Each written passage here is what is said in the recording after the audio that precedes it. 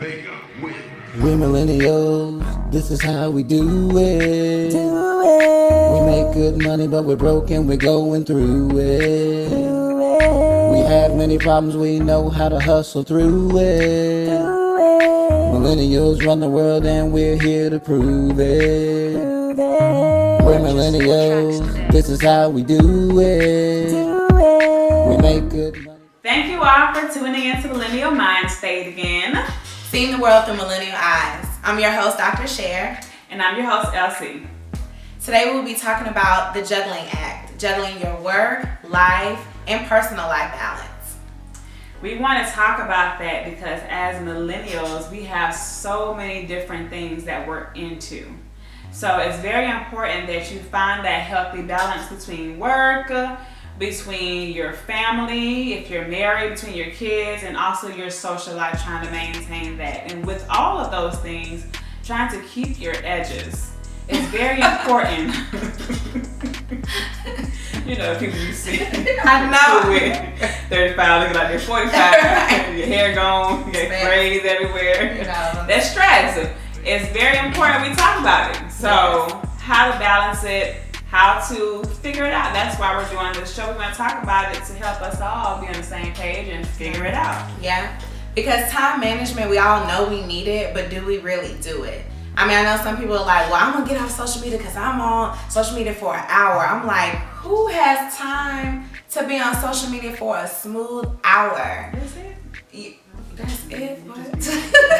That's what we're talking about. Just keep going and going. So, you know, and even like work, if you're in a relationship, or even if you're a mother or a daughter or anything like that, and then let's not talk about working out. That's a whole nother topic for another day. But just trying to keep your head on the swivel and keep everything at 100%, which I don't know about everybody else, but I can't keep everything at 100%. At some point, something's gonna fall through the cracks. I might have a bad day, you know, and that bad day may turn into a week, may turn into a month.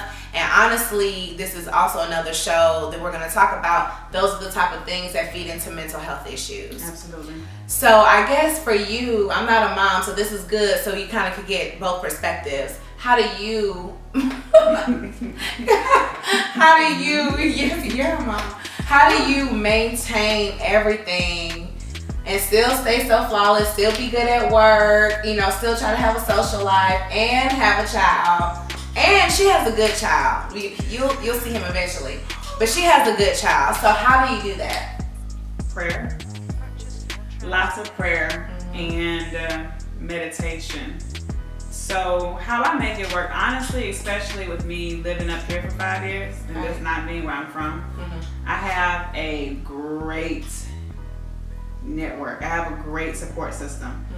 Especially when I first got here and I was working 2 jobs. I actually sent my son back home to Savannah to stay with my mom for a year so I can get grounded, get on my feet, whatever. And then when I brought him back, I continued to work 2 jobs. Right. And God, my mom, you know, God, mommy, sorority sisters, everybody jumped in to help. While I was working 2 jobs, I was still trying to make sure he was active in his sports. So now I'm a teen mom, dugout mom. So to be perfectly honest, I was stressed out. My eyes were yellow, my hair was falling out, you know, I was stressed out. Right. And so I remember one time I got ready to go to my second job and my son was like, Mom, you going to work again? I was working 7 days a week, so I had to learn how to find that balance. And it's very important that when it comes to work, you're in a profession, in a field that you enjoy for the most part. Not every job you're going to love. Right, that's true. But you have to make sure that you are happy in it. There's no point in you going to a job you're miserable at, because it'll trickle over into your personal life. You would bring work home with you, and you'll be stressed out. And mean. Exactly. You're you know, always grumpy. You're always too busy to socialize or participate with your family. So it's very important, and I'm still learning that balance, but I definitely had to let one of my jobs go just so I can get that balance. And it definitely, especially as a, and I don't really like to use the word single parent, but that's what it is. As a single parent, it's so many times where I sit back and I'm like, how do I do it? Yeah. I cry. Yeah. Don't get me wrong. Probably every quarter I have a little breakdown. I call back home. I can't do this no more. Thank you. I need help. Oh, God. Please. I sit in the car at the game, like, should I drive off? But I have, my son, he's very easy going, which helps at times. The only problem that we really have is school. He has a big personality. Okay. And so he likes to go and try to run the classroom a little bit. So I get those calls at 8:30. School just started at 8. What are we doing?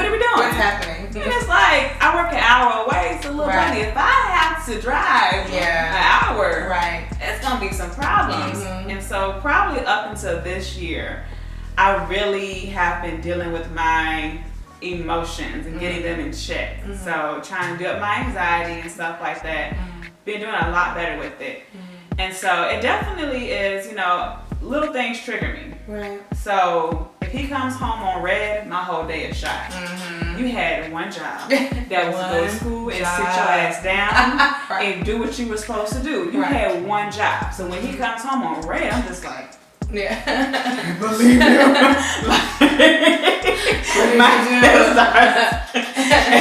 And you can tell when you pick him up, hey mom. Hey. What do you mean, hey?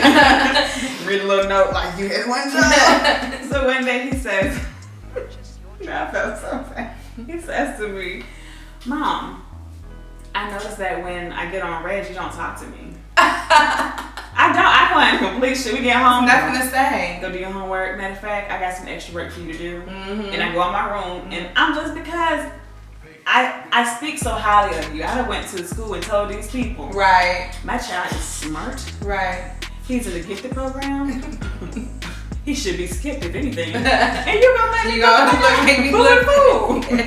Like she is a terrorist. So I definitely, we're getting better. But also, even outside of working, especially with your kids, organizations. Yeah. We're both part of 2 organizations, so I'm active in both of them. I'm on committees. I'm the vice president of my HOA. Yeah. And so sometimes I sit back and I'm like, I think I overextended myself. Yeah. Because it's just a lot that you are responsible for. Right. So it's definitely, you have to find that balance. And one of the things that I will say I have learned recently is the word no. Oh yeah. Can you do? No. No. Are you coming to? No. No. Do you want it? No. And I do it now too, and I don't make up any, fake reason or excuse, because honestly, when I'm busy, the first thing I'm gonna decline is some social invitation.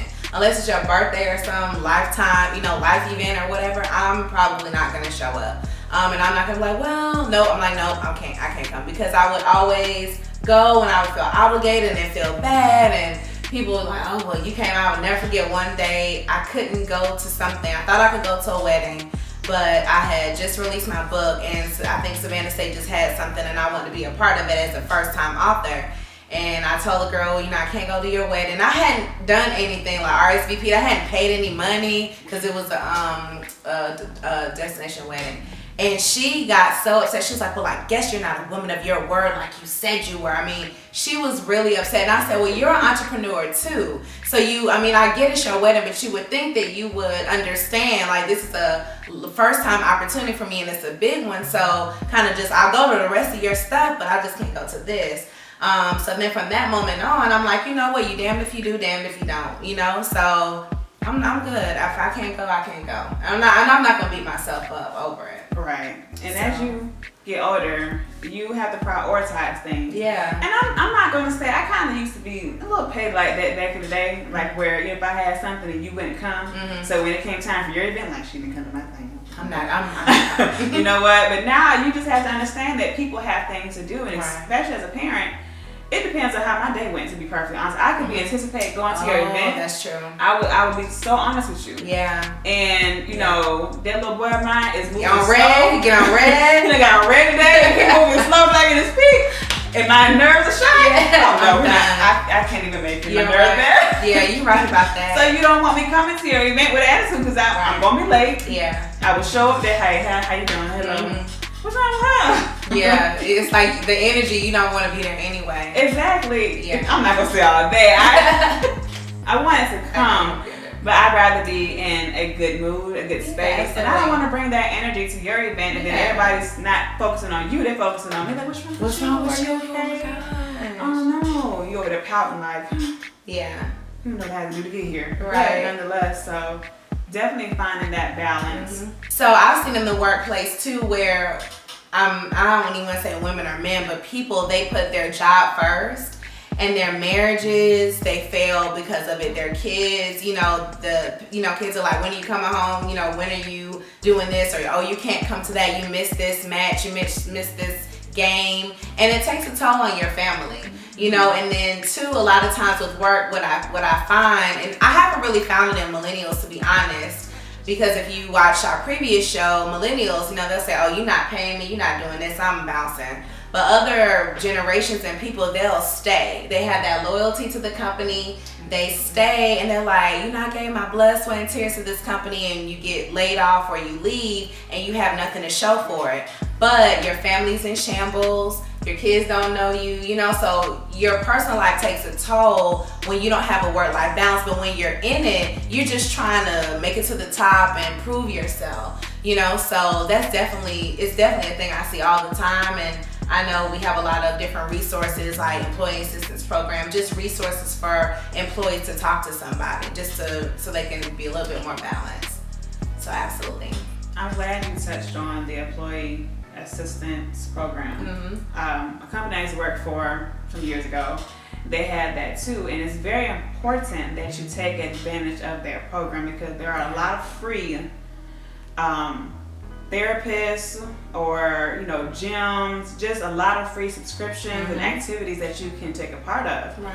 And one of the biggest things that, especially not just our generation, but just our people, we shy away from is seeking professional help. Yeah. And we'll definitely talk more about that on our mental health episode, but don't ever be ashamed, especially if they're offering it for free. Yeah. So take full advantage of your employee benefits and the resources that are out there, whether it's literature, whether it's support groups. Take advantage of that so that way you have that outlet. You can talk to somebody about what you're going through.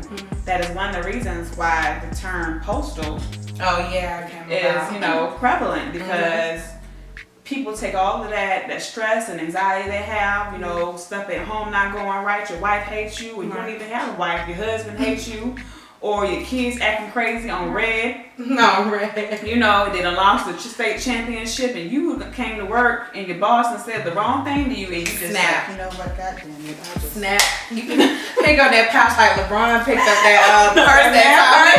He got so mad. You know what? With them little bitty pants he had on. Hey LeBron, if you watching, I love the pants. And then you have people that, unfortunately release all that anger on innocent bystanders, shooting up the place, right? Blowing up, killing people, hurting people, all because of stuff that they were going through in their personal life. It's built up, and the wrong person said the wrong thing. Right. The coffee in the coffee pot was not hot today. I have had enough. Had enough. That's it. So you have to have that balance, and you have to have some type of outlet, whether that's going to the bathroom and meditating, woosah, walking outside. Exactly. Yeah. You have a lot of companies now that they have walking groups, not only just for exercise, but just mental clarity, just to kind of clear your mind, get out of that workspace environment, and just walk. Right. Just have that outlet. A lot of wellness things going on too. So we actually have a special guest this episode. She is a mom entrepreneur. I think it's like momanure. I don't really know how to say the mixing of words. But she has an interior decorating business. It is super, super successful. She is super talented. She just graduated with her master's. And we want to bring her on the show because we want to have a real life example of someone juggling it all: a marriage, children, a successful business, school, still trying to have a social life, still in organizations that she's active in. Then you go on top of that community involvement. So she's literally doing it all, and we wanted to bring her on the show so she could speak with us. She's just always been a great mom. And so, I sit back and I see how she is with her kids. And just on my social media, you just kind of sit back and you look at videos and you're just like, oh my gosh, they're so close-knit. There's, and you just kind of see people posting their life events and their accomplishments, and you're just like, wow. And it gives you hope when you look at people that are successful, that are continuing to move up. Right. in the social ladder and the professional ladder. But she's definitely a great woman, and we're gonna show little clips of what she's done for me, what her work has done. So we'll definitely show you what she does, and not only talk to her about what she does, but so you can kind of get a sneak peek into what it is that she does. Yeah, absolutely. What's up, people? It's your boy Famous Fees from Clutch Sports Talk Radio on 106liveradio.com, where excitement meets diversity 24/7. Tune in every Thursday night from 7 to 8 p.m. to hear me and the crew chop it up and give you the freshest insight on sports available. And remember, say dilly dilly if you feel me. We millennials, this is how we do it. As promised, we have our special guest here, Miss Quintel Gwinn. Tell us about how you maintain and manage having a career, a family, kids, and a social life. I know that trying to figure out a schedule daily, day by day, and thinking about at the top of the week how the rest of that week will play out.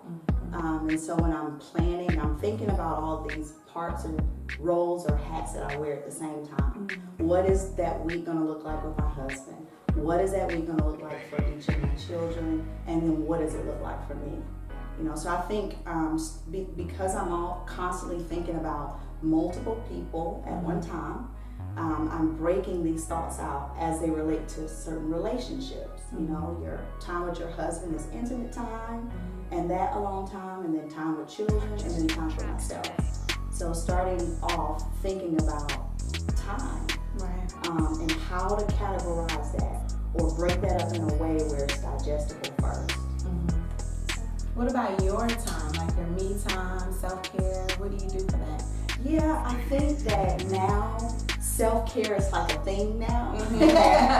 So it's funny because I have a lot of single friends and clients and just people that I know, women. And so when they're talking about self-care, it's like spa time and nail time. And so sometimes some of the descriptions can be very elaborate.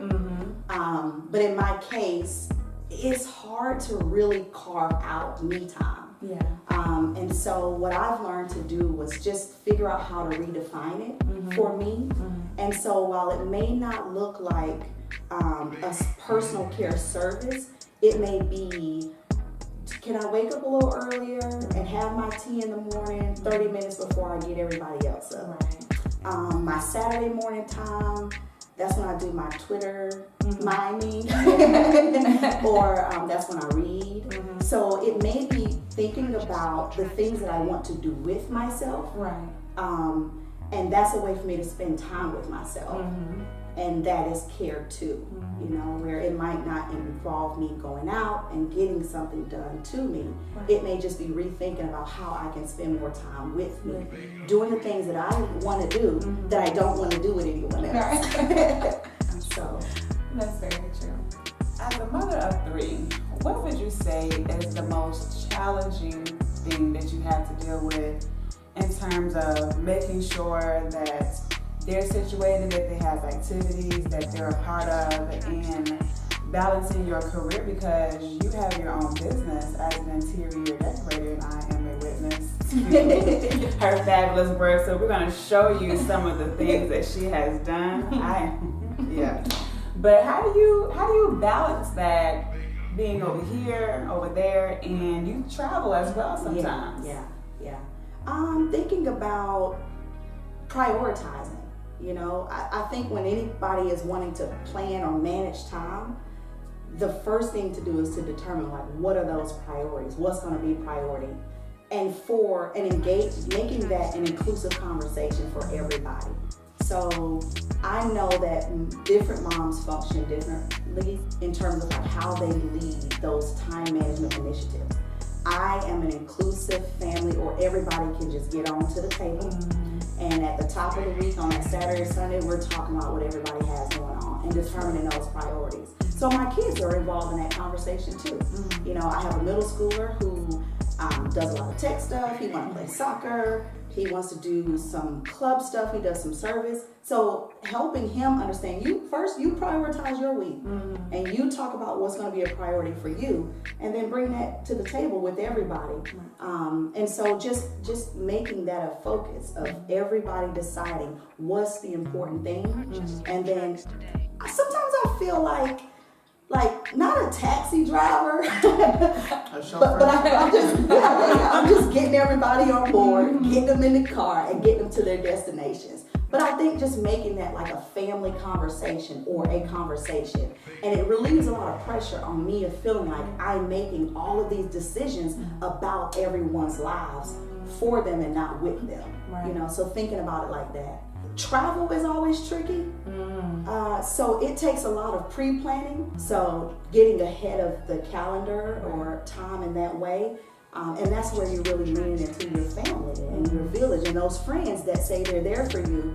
You have your call and make your ask. You're like, so homegirl, you said.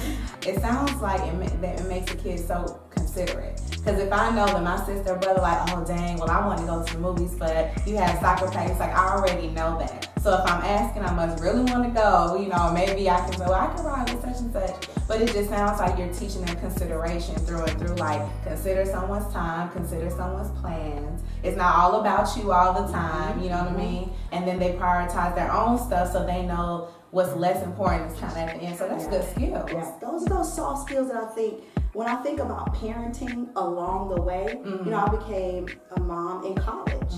I was 22. I was just kind of like thrown into it and was like, okay, I think I can do this, you know.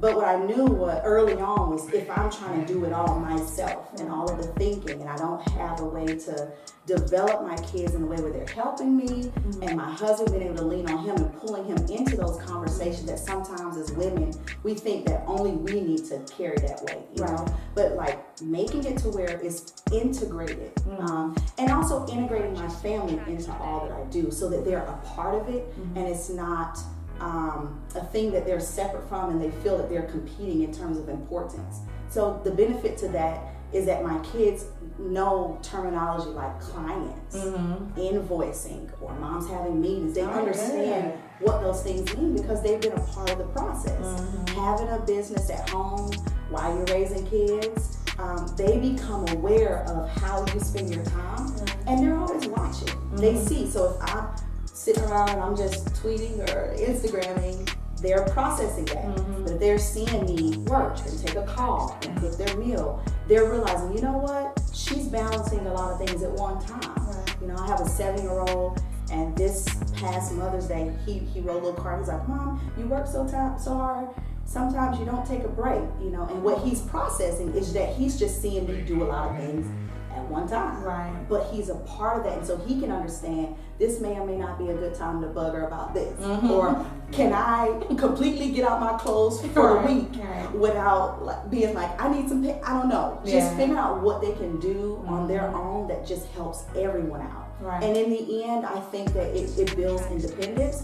It builds what you were saying about being considerate, those things and those skills, soft skills that are hard to teach. Compassion, courtesy, respect, but also feeling like as a family that we all together can do multiple things while also understanding that mom is a person too. You know, I have a lot of friends that get married or become a mom, and the biggest challenge is losing yourself in that mix. The things that you like to do, the things that you're interested in, your dreams. So if my family knows that, look, I have dreams, and I'm here, and I'm not just a taxi, and I'm not just a cook, and I'm not your maid. We're all in this together. And while I want to support everything that you all are doing, because I'm passionate about that, I also want you guys to know I'm a person too. And I've got dreams, and I want you to be a part of them. So it just becomes this big, warm pot of soup, and everybody's got a bowl. We're all able to eat and nourish each other. So is there anything you feel like you can't do being a mom? Maybe the social life, maybe that's the part, because I'm still young, our friends are young, so yeah, like I don't take them to like when we go to the like beer and pub spots. No. But other than that, but some people had their kids out there. Worthy right there. Yes, yeah, not judging, you know. Yeah, I mean, But and so that may be the thing. And you know what? I will say that would be the thing. Because when I have my when I party, when I have my wind down social time, I go all the way in. Yeah. You know, like when I'm away from my family and my kids, and it's my time to cut loose, it's going down. Yeah. So maybe that would be just that only area. But that's good because that's still your me time, That's you know? right. It's just a different way to have your me time, so they're not supposed to be there anyway. Well, Quintel, we want to thank you so much for joining us on the show. Look for her interior design segments. You will see them. And we thank you so much, and we look forward to you coming back to speak with us. So because the market is getting better, employers also, they have just limited tolerance for things. So if you say, well, I'm this and I'm gonna leave, and they'll let you go. Whereas before, because the job market wasn't as good, they were like, oh, well, no, we'll do anything to keep you, give you more money, give you a parking spot, whatever it is that you wanted. But people are still losing jobs, and it's still impacting their work-life balance, their family, what they're able to do for their kids, with their family in general, and for themselves. So honestly, with job loss, I find, which is the hardest thing for us millennials to do because we are so social media, everything is perfect, is just really be humble and even tell anyone that we've lost our job, you know. And honestly, and we talked about this in one of the previous episodes, just speaking it, that can be your blessing right there. If you just say, like, you know, well, I'm really going through a tough time, I was laid off. Because if not, I think that when you're posting on social media, lunch date, I think you're at work. I don't think to tell you about positions we have because your life looks perfect, you know. And I'm not trying to say post you have to post your struggle, but your close-knit group, people you trust, maybe mentors, definitely let them know what's going on and what happened. That's very true. You have to be able to figure it out. That's why it is so important that you save. Yes. We'll talk about that on our financial segment, but one thing my professor taught me in grad school was you always have to have you some rainy day money. Yeah. And my daddy says, I love you money. You know, always have that. The minimum that you should have in savings is 10 G's. That is the minimum. So that way, if something goes awry, okay, you know, I have X amount of money set to the side, I can pay up my bills for X amount of time. Right. But you definitely, if you're not saving, start. So that way, if you do lose your job, because no job is guaranteed. Right. So people need to get out of that mindset that, oh, I've been here 20 years, Doesn't or matter. I'm a great employee and my resume is impeccable. You are replaceable. Yeah. Because if you die today, they will have somebody in your spot tomorrow. So you need to have that mindset, whatever job you're on, because you need to know that and realize you still have to take care of you and your family if something goes astray with this job. So it's very important that you have that savings, you have that stash, and you just need to, again, seek all available resources. Talk to somebody. You can't just let that stress build up. And we really, really, really want you, more than anything, to tune into our mental health episode. It's going to be a life changer because there's so many people that are going through mental problems, internal struggles, and we don't know about it till something bad has happened. Right. And so we don't want that to happen. We also want to make sure that, you know, you sit down and you talk with your kids, communicate. Because, like I said before about my child being on red and how, you know, it affects me. Stuff, you have to talk to your children, communicate with them. If you have a child that's just kind of rogue, goes against, you know, the grain and just gives you problems, you got to sit down and figure out, okay, How are we gonna work this out? how are we gonna work this out? Yeah. Because I am a firm believer, and I tell my child this all the time, I'm not gonna be on medication. No. You know what I'm saying? High blood pressure, anxiety, you would not have me on no pills. Right. Or job is not gonna have me on no pills. You know, you just have to find some outlets, activities, hobbies. You have to find something to internalize stress. I'm not saying that it's gonna be perfect because there's no situation that's gonna be perfect. You're gonna, I stress over just getting ready. I'm stressing out the show. You know, just my hair, makeup, you know. But you know what? Let me go ahead and take a couple walks. You saw it. It's not that serious. If I tell my, it's not that serious. You know, It'll be like okay. I didn't tell my legs wide open the last episode. We did tell you. The intern was like, close your legs. You know, so now we're looking at the footage like, nobody said anything until it was too late. So if you see that, I apologize. but you have to find different ways to just internalize, not even internalize, just to be able to handle all of those different things. Right. Work life, social life, you know, your family life, activities, organizations, responsibilities. It is a lot. Yeah. And I would say too, lastly, don't be afraid to let things go. Sometimes letting it go is the relief and the ease of pressure that you need. I mean, I remember one person, they've gone through a hard time. They got their car taken away from them, and honestly they said, you know what, I'm gonna go ahead and let it go, because all of this is actually what is causing me the stress and anxiety and almost having depression and things like that. So even with jobs, you know, if you're finding yourself crying at work every day, going to the bathroom and shutting the door and you're crying at work, that's not something that should be happening. So if you've spoken to an HR person, nothing's happening and it continues, that may not be the job for you, and that's okay. You know, you don't have to feel like you have to have this facade for somebody else to make them feel like you're successful, because it's eating away at you, and we don't want you to end up hurting yourself. So sometimes just letting go, period, that's actually the release that you needed all along, but you was just scared, which is normal. So we want to thank you for tuning in to Millennial Mindstate. You can find us on our website at www.millennialmindstate.net. And are we on the gram? We are on the gram. We are also on the book too. So you can visit our pages at Millennial Mindstate at both Instagram and Facebook, and our Twitter, little bird. So we look forward to you joining us. If you have anything you want to say, make sure you go to our website, leave a comment. We look forward to all feedback and suggestions, as long as they're positive. Yes, because if they're not, no. We're millennials. Thank you. This is how we do it. We make good money, but we're broken. We're going through it. We have many problems. We know how to hustle through it. Millennials run the world, and we're here to prove it.